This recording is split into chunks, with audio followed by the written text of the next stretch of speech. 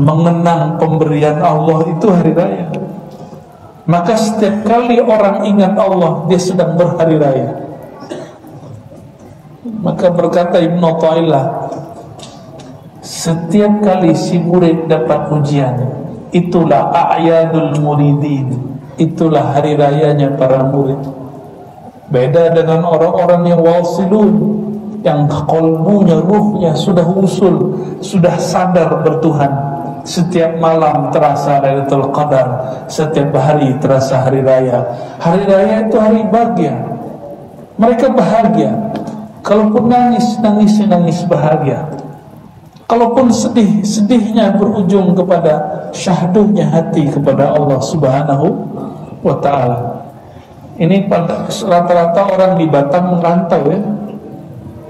Dari tadi saya dengar bahasa Jawa, Padang, Batak, apalagi Palembang, yang banyak tuh Jawa sama Padang tuh.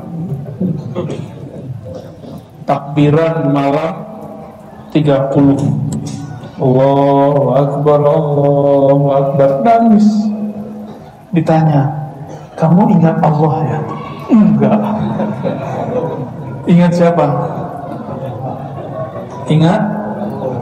Ingat kampung. Hari rayanya orang awam, u'idat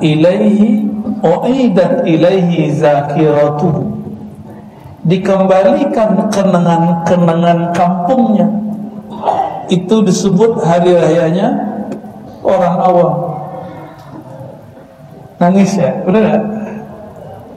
Nangis, jauh dari orang tua, ingat masa kecil.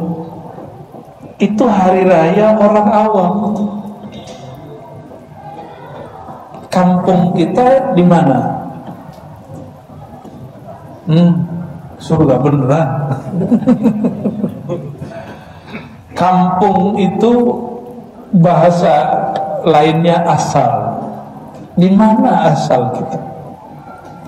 Tubuh berasal dari tanah, maka dia akan berpulang kepada tanah. Tapi kalau si fulan bernama Abdullah lahir di Medan, maka kampung fisiknya di Medan. Tapi dalam hadis kan disebutkan di hari tertentu yang diperdebatkan ulama, apakah hari ke-40 atau 40 kali 3, Allah memerintahkan malaikat untuk mengirim ruhnya sudah ditiupkan Allah, lalu disimpan oleh malaikat, ditiupkan ulang. Ruh ini kampungnya di mana? Itu yang mahal. Orang kalau ingat kampung ruhnya, itulah hari raya yang sebenar-benarnya. Hari raya yang itulah yang membuat seseorang bahagia. Kalau orang ingat hari ini kampungnya, kampung ruhnya, maka jika dia wafat, dia akan berpulang ke sana. Inna lillahi wa inna ilaihi raji'un. Kita milik Allah, akan berpulang kepada Allah. Ruh itu yang meniupkan Allah dengan rahmaniyahnya, kasih sayangnya. Maka ruh adalah hembusan kasih sayang Allah. Ketika seseorang mengembalikan dirinya kepada kekasih sayang Allah dan dia sadar, itulah yang disebut berhari raya. Baru dia nangis. Nangisnya bisa memadamkan api neraka. Ini yang disebut di hadis Imam Tirmizi. Kita mau pulang kampung, tapi nggak pernah kirim sesuatu ke kampung. Segan nggak pulang kampung? Segan kita. Begitu juga orang-orang ahli zikir. Muncul rasa takut di kalbunya. Ya Allah, saya kalau menghadap kepadamu, tanggung jawabnya apa? Maka dia sedih, takut. Keluarlah, meneteslah air mata. Air mata ini, kata Nabi, yudfi an-nar, dapat memadamkan api neraka. Jadi banyak tangisan. Ada nangis karena utang banyak, ada nangis hari raya sudah dekat, baju baru belum dibelikan, ada nangis karena kredit masih ada yang nangis karena badannya sakit, ada yang nangis karena patah hati, ada yang nangis karena senang hati, mungkin menikah, mungkin dapat hadiah. Nangis-nangis begini itu tangisan dunia, hanya kembali untuk dunia. Tapi tangis yang merindukan Allah akan berpulang kepada Allah. Ruhlah yang sebenarnya menangis saat itu. Maka bagaimana caranya merasakan itu? Jika sholat yang fisik ada gurunya, masa zikir nggak ada gurunya? Sholat cara ngangkat tangan diajarin guru nggak? Berapa lama guru kita dulu ngajarin cara baca usoli, walaupun sekarang dibid'ahkan makawan kita itu, cara ngapalin kunut, cara sujud biar nggak kayak si guguk. Kan ada yang sujudnya kayak guguk tuh ya, biar kalau turun kepalanya nggak mendahului imam. Ini kayaknya dulu waktu kecil suka ikut temen nih lagi sholatnya. Pernah ya? Di madrasah kayaknya begitu dulu. Di masjid Jumatan, satu nyikut itu satu saf semua ya, sama-sama nakal kita latihan. Nanti guru kita akhirnya dia korbankan sholat jamaahnya. Imam sudah mau ruku, dia tungguin kita di belakang. Begitu dulu guru jagain murid, supaya murid secara fisik tahu cara sholat. Sama guru mursyid yang mengajarkan zikir seperti itu. Kalau lagi suluk, lagi khalwat, muridnya ditungguin. Muridnya tidur, dia nggak tidur. Muridnya makan, dia nggak makan. Muridnya lalai, dia ingat kepada Allah. Muridnya nggak doain dia, dia doain muridnya. Maka guru ini lebih mulia kadang dari orang tua. Mohon maaf, orang tua paling doanya, ya Allah banyakin rezeki anakku, sehat-sehatkan dia, jaga dia lagi bekerja. Itu doa orang tua. Tapi lain doanya guru, ya Allah berikan nur ke dalam kolbu muridku. Ada nggak orang tua begitu? Jarang. Ya Allah jadikan muridku kenal kepada Engkau. Saya nggak dengar tuh orang tua doa begitu.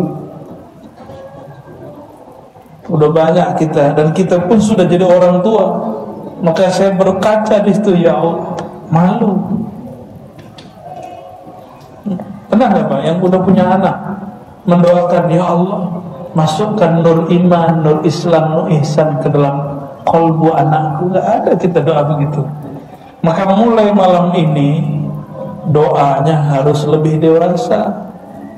Jangan doa rezeki sudah dijamin, nggak perlu diminta. Rezeki itu cukup dijemput, dikerjakan. Ada kesempatan kerja, kita kerja. Ada asbab, kita ambil. Lalu mintalah syukur, gak usah minta rezeki. Nahnu narzuquka, kata Allah, kami yang kasih kamu rezeki.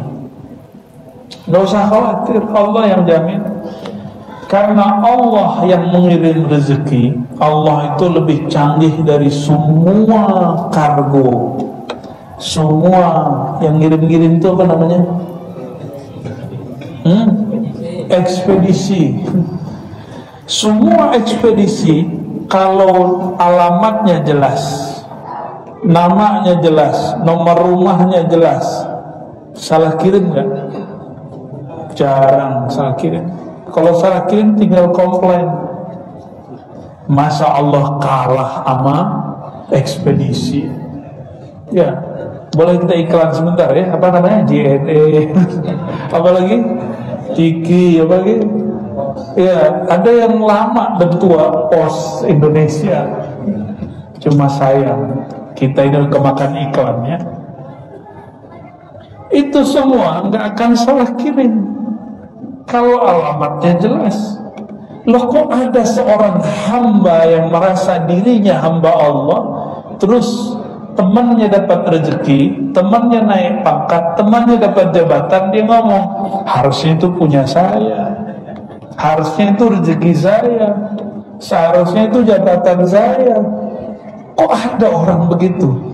Lain kalau ustaz, tanya aja sama beliau-beliau nih ya, seharusnya duduk di situ saya, seharusnya yang terkenal saya, seharusnya yang rame pengajiannya saya. Jadi irinya ustaz, apa irinya? Posisi, popularitas, pengikut. Ini hati-hati. Kalau masih ada itu di kolbu, carilah guru berthariqah lah dahulu, kholwat lah, buang nama-nama selain Allah dari kolbu, baru nanti duduk lagi di atas kursi ini. Berceramah lagi lah setelah itu. Kalau enggak, ceramahin dulu diri kita.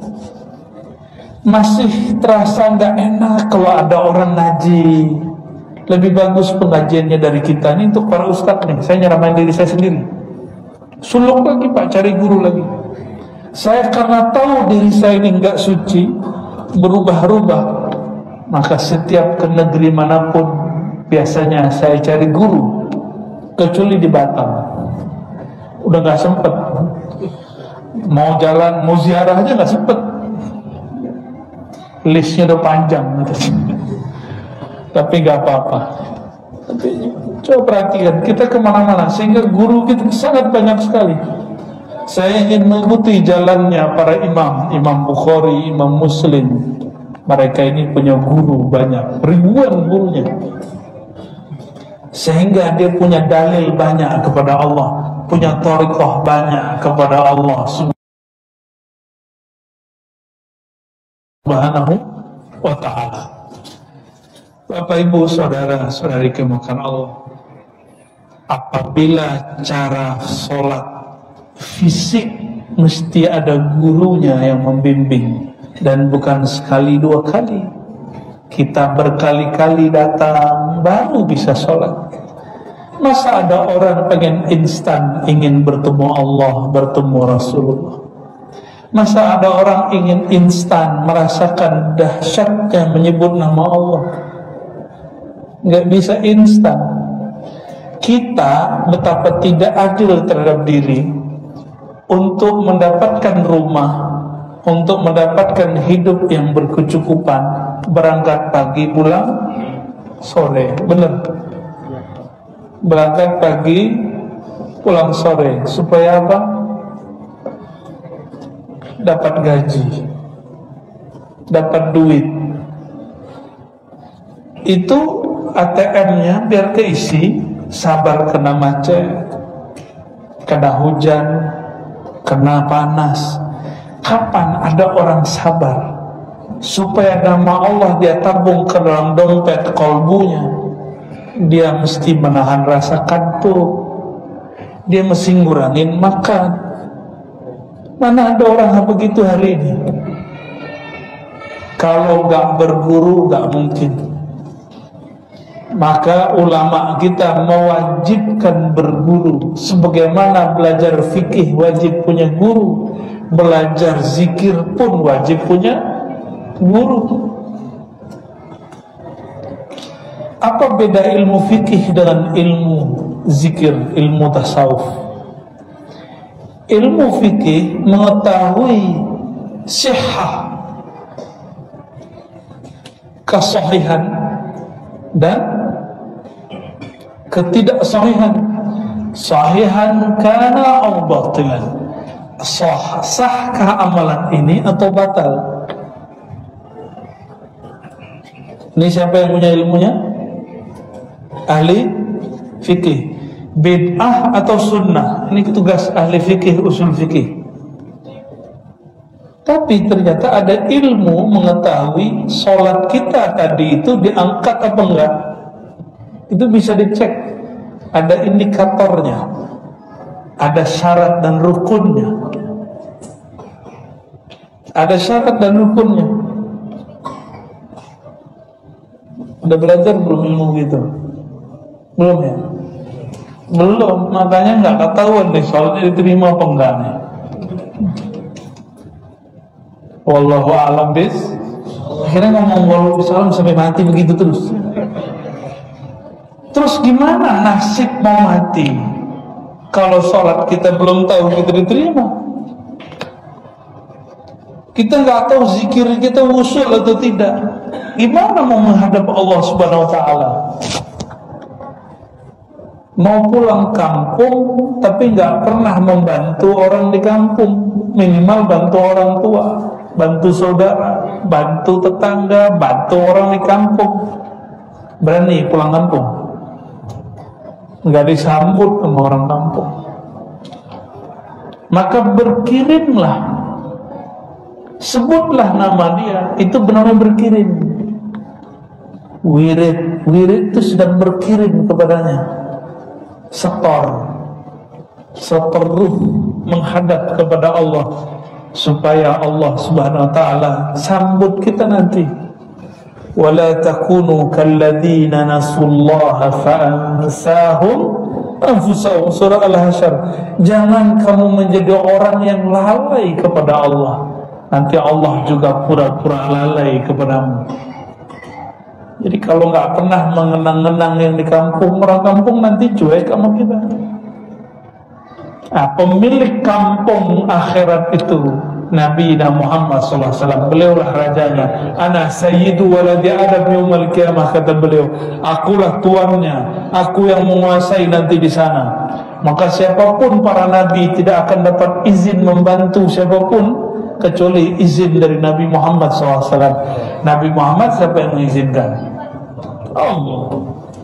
Yang boleh sholat di atas aras yang paling tinggi itu cuma Rasulullah. Maka disebutkan dalam hadis, setiap kali ada yang datang kepadaku para nabi, para umat-umat yang mampu mengakses Rasulullah, jadi nggak mudah ketemu Rasulullah. Nih gampang nih, saya bukan orang suci, saya cuma muallim dulu. Ketika mau datang, kalau rame-rame sudah ada yang jaga, benar nggak? Antum bayangkan Rasulullah datang, berapa banyak orang yang ingin berebut datang, ingin memegang tangan beliau. Coba bayangkan itu. Itu di dunia. Gimana nanti di akhirat semua umat ingin memegang tangan beliau dan mengatakan isfa'lana.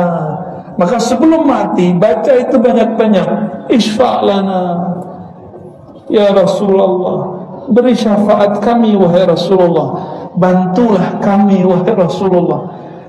Maka memohon syafaat, memohon bantuan Rasulullah bukanlah syirik. Memang begitu mekanismenya kepada Rasulullah SAW. Datang guru, Habib, Fulan, Syekh, kita nggak bisa tembus ke dia, karena ada yang jagain. Sama Rasulullah itu dijagain Bilal, dijagain Sayyidina Ali, dijagain oleh semua sahabat-sahabat mulia. Gak mudah mengakses Rasulullah. Kata orang kalau mati langsung ketemu Allah. Emang semudah itu? Kata orang kalau mati langsung ketemu Rasulullah, enggak. Emang Rasulullah punya kita? Emang Allah suka-suka kita? Enggak. Bertemu Allah, bertemu Rasulullah itu tidak semudah itu. Ketemu pejabat aja sekarang sulit. Ketemu ustadz kiai aja harus antri kita. Coba sowan ke kiai-kiai. Orang yang paling sibuk menerima tamu di Indonesia ini salah satunya Maulana Habib Lutfi, ketua Jatman, pimpinan Jatman, bukan ketua lagi, udah imamnya sudah. Amalan beliau Jangan antum lihat amal zahirnya. Beliau itu setiap hari ada tamu 24 jam, bayangkan ya, saya beberapa kali lah, Masya Allah, nggak sanggup kita sanggup kayak beliau didatangin orang tiap hari ya. Kalau antum kebayang didatangin, diamplopin ya? Enggak. Cuma kadang-kadang ngadu sama beliau. Enggak. Beliau enggak butuh lagi yang begitu.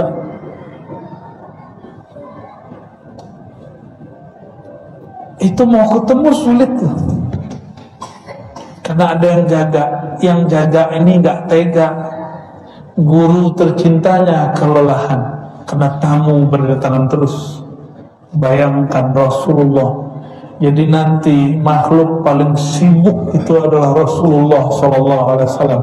Kata beliau, "Man kana yu'minu billahi wal yawmil akhir." Siapa yang percaya kepada Allah dan akhir, falyukrim dhaifa, hormati tamu. Orang yang paling hormat tamu Rasulullah, karena beliau yang paling iman kepada Allah dan hari akhir. Mulai dari hidupnya, bahkan sekarang sampai nanti. Jangan dikira Rasulullah itu nggak ada yang mengunjunginya hari ini. Ada yang mengunjungi secara fisik ke makbarahnya, pusaranya. Ada yang mengunjunginya secara rohani. Makanya saya tanya, tubuh berpulang ke badan, kalau ruh ke tanah mati namanya, dikubur. Kalau ruh, tubuh hancur, ruh hancur nggak? Nggak hancur. Kita yang malam ini punya ruh nggak? Bener, jangan-jangan orang-orangan nih. Enggak ya, bukan orang-orangan kan? Pasti punya ruh semua. Sejauh mana seseorang kenal ke dalam ruhnya, sejauh itulah dia bisa dekat kepada Sayyidul Arwah, Abul Arwah, ayahanda semua ruh. Nabi Muhammad itu disebut Al-Ab Al-Akbar dalam As-Sintud Durar, dalam doa penutup dengan berkah Al-Ab Al-Akbar, Bapak yang agung. Jadi Rasulullah itu nama lainnya adalah Abul Arwah. Apa nama lainnya? Abul, ayahanda ruh. Jangan dibayangkan bapak ruh itu bapaknya punya ibu kawin gitu, enggak. Itu cuma istilah. Bapak, ibu, bapak ruh, induk ruh, itu cuma istilah. Karena ruh tidak laki, tidak perempuan. Ruh itu sudah ada sebelum bumi ini ada. Karena dia sudah sangat tua. Ruh ini dulu pernah berkumpul, makanya sekarang pun berkumpul. Jadi guru kita di Sumeneb namanya Abu Yataifur bin Ali Wafa An-Naqsyabandi. Beliau lama di Mekah ngaji kepada Syekh Ismail Zain Al-Yamani Al-Makki. Kata beliau, orang kalau dulu di alam arwah pernah bertemu, maka di dunia dia akan ketemu lagi, apapun caranya, bagaimanapun wasilahnya, pasti ketemu. Cuma setelah ketemu apakah bertahan, itu lain cerita. Ada yang sudah ketemu tengkar, ada juga. Ada yang sudah ketemu terus khianat, ada juga. Yang penting ketemu dulu. Semoga pertemuan malam ini bukti kalau ruh kita dulu pernah bertemu. Ya, cuma dulu nggak laki, nggak perempuan. Laki perempuan itu jenis fisik. Jenis fisik. Ruhani kita bukan fisik. Jamaah yang makan Allah, udah 9:30 aja ya. Besok masih kerja kan? Masa libur? Gak yakin aneh. Apabila ingin mengenal tubuh ini, mengenal anatominya, mengetahui penyakitnya, diagnosanya, obatnya, mesti ada dokter. Maka untuk mengetahui penyakit batin ini harus juga ada dokternya. Syukur, baru dateng nih. Nyuruh selesai kali ya. Penyuruh lama. Saya mau tanya lagi Pak, ini pertanyaan-pertanyaan sederhana aja. Karena kalau dalilnya sudah banyak. Dalil zikir lebih dari 200 di Quran. Kok pakai dalil apa lagi? Dalil sholawat udah banyak di Quran. Sekarang tinggal pemahaman kita menanggapi dalil. Rumah makan seafood banyak, rumah makan Padang pun bertebaran. Sama-sama mereknya A, tapi rasanya beda nggak? Sama-sama seafood tapi lain. Sama-sama rumah makan Padang lain, rumah makan Sunda kok lain-lain. Yang membedakan apa? Kalau di rumah makan Padang itu enak, menunya pasti itu aja. Rendang, apa lagi? Dendeng, cincang, tunjang, apa lagi? Gulai patin tuh, wajahnya wajah santan semua. Mesti bersantan, mesti bersambal, bener. Tapi sama-sama rendang, sama-sama gulai patin, sama-sama dendeng. Kok beda rumah makan, beda rasa? Bahannya sama, negaranya sama. Kok bisa beda, Pak? Apa yang beda? Kopinya sama, ya? Gulanya sama. Kok buatan istri saya lebih enak, Pak? Ya, kalau istri buatkan dengan penuh cinta, jadi pas minumnya itu terasa cintanya, Pak. Dia sudah tahu selera kita. Kalau tadi yang buat kan tebak-tebakan, kayaknya nih gulanya segini gitu ya. Paham analognya? Sama-sama Thariqat Naqsyabandi, sama-sama Thariqat Qadiri, sama-sama Syazili, sama-sama Ba'lawi, sama namanya, tapi beda kokinya, beda mursyidnya, beda rasanya. Tapi adab seorang murid bukan jadi juri, cukup jadi penikmat. Cukup jadi nikmat. Ini cuma analog. Saya tidak mau menyamakan thariqah dengan rumah makan. Analog aja.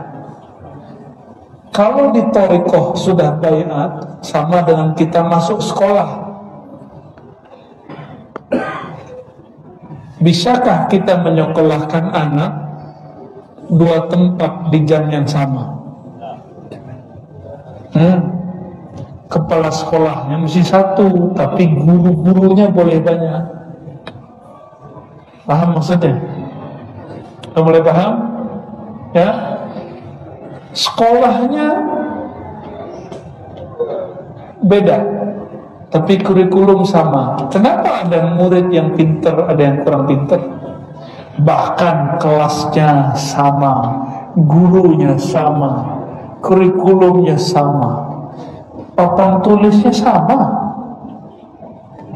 Kok ada murid yang cerdas, ada yang kurang cerdas? Kenapa? Nah, itulah anugerah Allah Subhanahu wa ta'ala. Anugerah Allah gak bisa diapa-apain lagi. Kan ada santri, murid, matanya lihat, tapi dia tidur sebenarnya. Ya, udah pernah lihat belum? Oh, kalau pernah ngurusin santri lucu, Pak. Ada santri, Allahu Akbar, itu lagi berdiri tidur. Kita ruku, udah sujud, dia masih berdiri. Ada orang santri bisa tidur lagi berdiri. Ini orang ini. Ya. Ada juga yang agak canggihan dikit, pas sujud nggak balik-balik, itu ngalir, lahar ngalir. Guru bilang begitu, mau marah saya, nggak dimarahi, nggak berubah. Anak guru ditungguin. Coba muridnya ada di kelas, gurunya jalan-jalan, muridnya jadi nggak? Maka jadi mursyid thariqah kalau sedang musim khalwat, musim suluk, adabnya guru nggak boleh ceramah keluar. Nanti muridnya masuk angin. Nanti muridnya sujud lama nggak ada yang bangunin. Paham maksudnya? Jadi jangan, nggak usah mimpi jadi mursyid. Jadi mursyid sulit Pak, kalau kita PNS, karyawan itu sulit. Ada satu dua yang berhasil melaluinya, tapi rumitnya bukan main. Mesti orang yang free, bebas, yang nggak boleh diatur kecuali oleh Allah dan Rasulullah SAW. Gurunya, gurunya panggil, kamu datang, sanggup nggak begitu? Ada orang kalau sudah baiat thariqah, itu adabnya sangat ketat sekali, seperti kita beradab di sekolah. Kata sekolah, hari ini mau hujan gak hujan harus datang. Inilah tidak adilnya manusia. Untuk sekolah urusan duniawi dia disiplin, tapi untuk sekolah qalbu, untuk menyelamatkan diri dia tidak disiplin. Datangnya suka-suka, belajarnya suka-suka. Makanya Allah cuma ngasih suka-suka aja.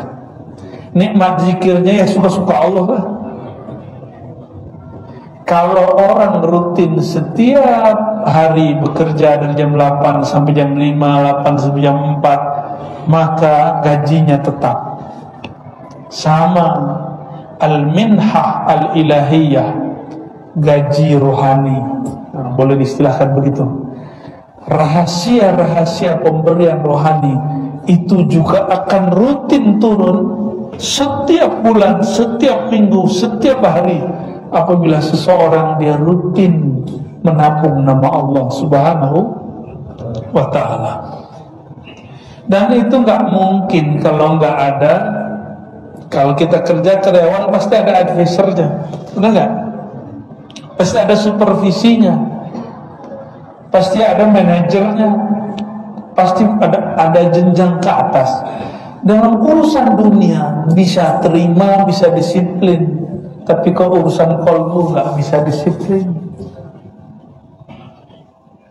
Kita nggak adil, makanya Allah nggak ada itu cinta. Allah itu yuhibbul muqsitin, mencintai, jatuh cinta kepada orang yang mampu adil dalam membagi segala sesuatu untuk dirinya. Nah, kita ini kenapa Allah belum sayang?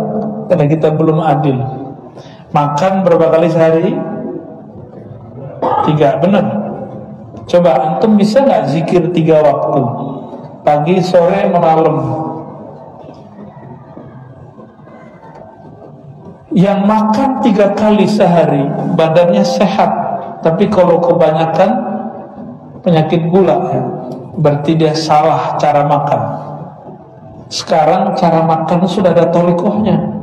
Ada diet keto, ada diet vegetarian, ada diet ala Deddy Corbuzier, nggak tahu lagi itu apa tuh. Ini orang Batam mau buat juga nggak? Kalau kita kan hantam aja, apalagi musim maulid. Itu sebabnya banyak kiai, banyak ustaz, gara-gara kalian nih ya. Udah umur 40-50 sakit gula, kolesterol tinggi. Karena mau nggak makan nasi sudah dihidang. Ya, ustaz berkah lagi mana? Ya. Nabi SAW makan sehari cuma 2 kali. Mau ngikutin Nabi? Makannya cuma 2 kali sehari. Makanya Nabi itu sehat, jarang sakit. Nabi setiap kali punggungnya berat, bekal. Coba rajin makan santan, bakso yang ada micinnya. Itu micin, Mbak, satu mangkok, micinnya 1 sendok untuk suatu wadah kuali. Benar nggak? Gimana badannya nggak sakit-sakit? Di dalam thariqah itu dibagi. Makanya kami dulu kalau riyadhah, supaya ruh kita kuat, kolbu kita kuat, maka jatah fisik dikurangi. Yang membuat pikiran itu menyala dan melayang, kalau suka makan daging, suka makan karbo yang banyak. Itu kalau karbo banyak ngantuk, kalau daging banyak pikiran melayang, liar, nafsu syahwatnya akan menggebu-gebu. Dia lagi mau itikaf. Maka kami dulu oleh guru-guru kita dibacain kitab adab-adab masuk khalwat itikaf. Kurangi makan, tidur, kalam, dan banyak pikiran. Gimana caranya? Tidak makan yang bernyawa. Nah, ini kalau di bulan Rajab, ini sudah masuk Rajab belum? Belum nih. Rajab kapan? 1,5 bulan lagi. Lah, Pak Haji udah nyampe aja.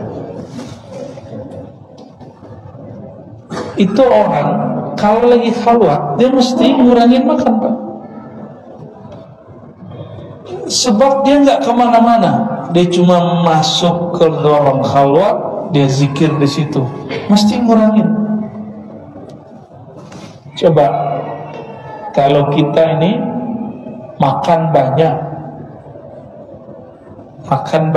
olahraga enggak, istri nggak punya, gawat.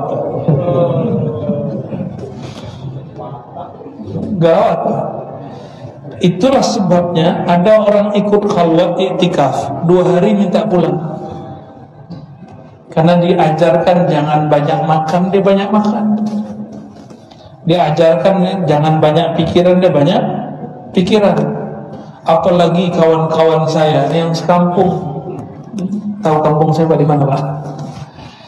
Dikasih tahu jangan banyak makan, apalagi bernyawa. Oh, protes, apalagi Ustaz. Sejak kapan kita diharamkan makan yang daging? Ini Ustaz gadang salero.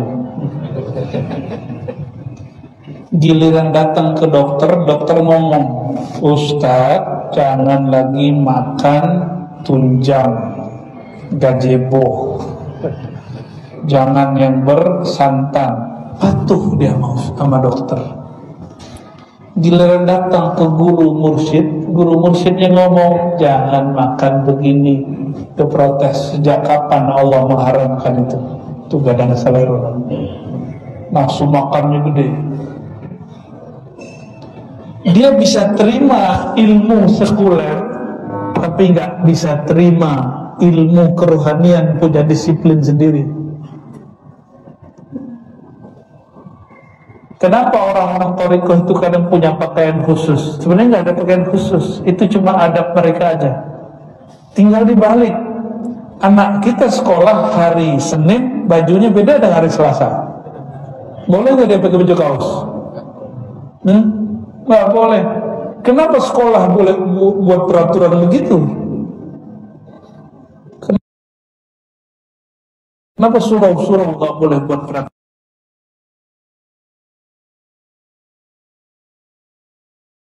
begitu? Surau itu sekolah rohani, mereka boleh buat peraturan sendiri. Nggak suka keluar.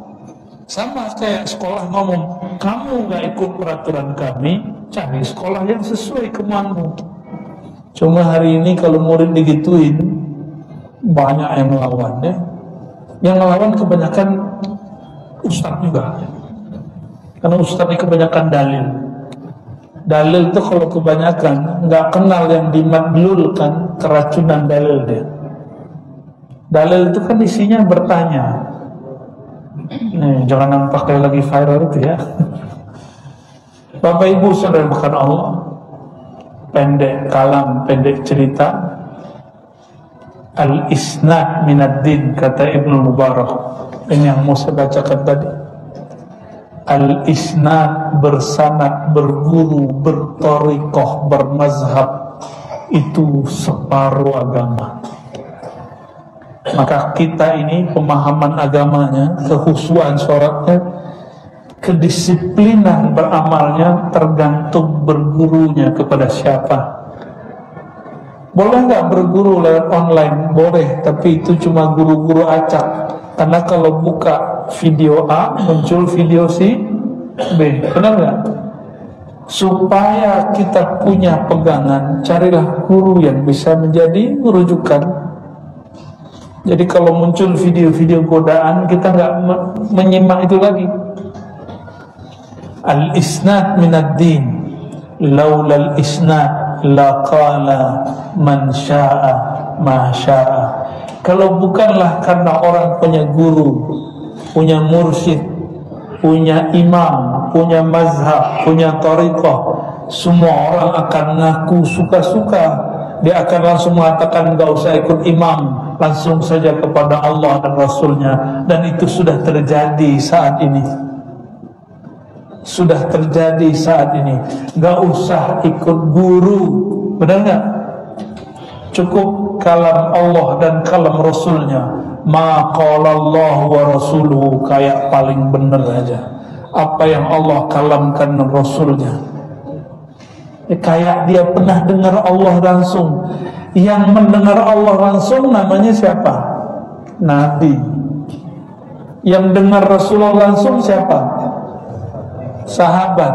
Kalau baca kitab hadis itu bukan langsung kepada Allah dan Rasulnya, apalagi buka Google, apalagi nonton TV ABCD, dengerin radio ABCD, itu bukan langsung kepada Allah dan Rasul. Yang paling lucu, mengatakan kembali kepada Allah dan Rasul, tapi ustadznya ada. Kata ustadz fulan, nggak boleh berguru. Lah dia berguru ustadz itu. Nggak boleh kata imam, tapi dia sering menyebut Syekhul Islam Imam Ibnu Taimiyah. Ibnu Taimiyah pun berthariqah. Yang mengatakan ini bukan saya, yang mengatakan ini para imam sendiri. Dan dia punya jalur kepada Syekh Abdul Qadir Jilani Qadiriyah. Dan ilmu thariqahnya disebutkan, disyarahkan oleh muridnya sendiri, namanya Ibnu Qayyim Al-Jauziyah. Beliau juga punya jalur ke Imam Qushairi. Makanya Imam Ibnu Taimiyah ini, Imam Salafi, bertanyalah Ibnu Qayyim, wahai Tuan Syekh, kenapa engkau tidak sarapan dulu baru zikir? Apa jawabannya? Zikirku adalah sarapan rohaniku. Jika aku tidak sarapan rohaniku, maka badanku lemas. Ada satu wiridnya, Imam Safadi meriwayatkan Imam Ibnu Taimiyah ini kalau pada subuh, salah satu wiridnya mengulang baca Fatihah. Bismillahirrahmanirrahim. Ulang terus. Bid'ah enggak? Ngulang-ngulang surah Fatihah. Nabi pernah buat begitu kan? Jadi yang disebut thariqah itu amalan Rasulullah yang kemudian diistiqomahkan oleh seorang imam. Itu disebut dengan thariqah. Dia nanti tahu komposisinya. Ini diamalkan sekian kali, ini boleh sekian kali. Itu Ibnu Taimiyah, imam yang disebut Syekhul Islam. Tapi sayang, orang yang hari ini katanya mengikut sang imam sudah meninggalkan ajarannya. Sayang, 1000 kali sayang ya. Maka kita kembalikan semangatnya. Sebagai penutup nih, ini daerah kepulauan. Dulu ada kesultanan apa di sini? Sekitar kepulauan ini. Nama kesultanannya yang dekat-dekat apa Bang? Kalis, Siak,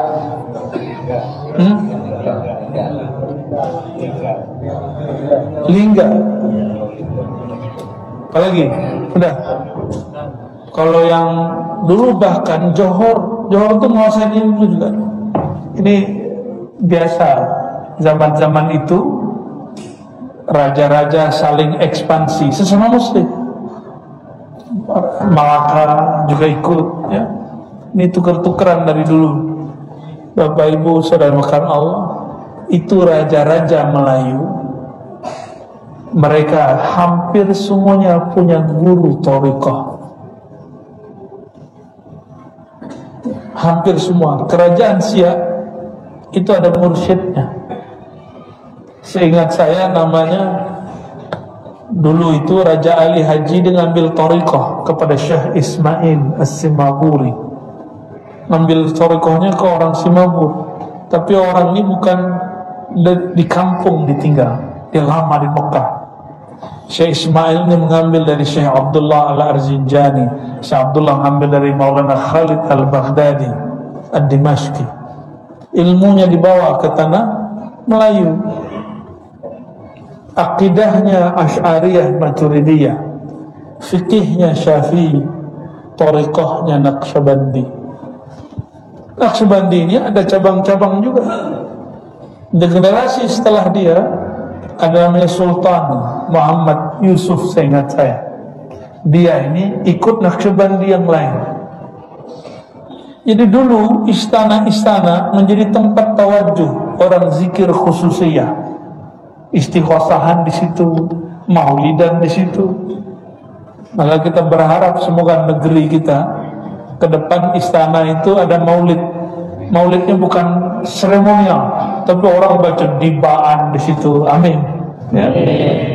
Nggak usah jauh-jauh dulu kantor gubernur, ya kan? Minimal tempat tinggalnya wali kota, rumah dinas itu dipakai untuk maulidan.